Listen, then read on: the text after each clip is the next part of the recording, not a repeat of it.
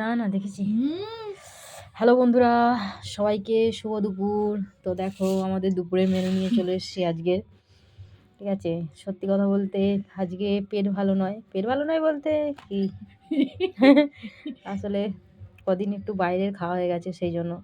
তো আজকে একদম সিম্পল খাবার বানানো হয়েছে। এটা খেতে এটা আসল জিনিসটা এখানে আছে, এটা খেলে দুদিন না খেলে আমাকে দিতে হবে।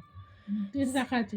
সিম্পল খাওয়া দেখো, এখানে দেখছো ভাত, এই ওপরে ঘি ছড়িয়ে দিয়েছে, আর এখানে দেখো আলু ভাজা, এখানে মাছ ভাজা, আর এটা হচ্ছে কাতলা মাছের তেল এনেছিলাম।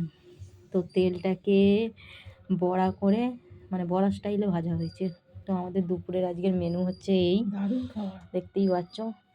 তো চলো, ঠান্ডা হয়ে গেলে আর ভালো লাগবে না, এই খাবার গরম গরমই ভালো লাগে। তো এখনকার মতো টাটা।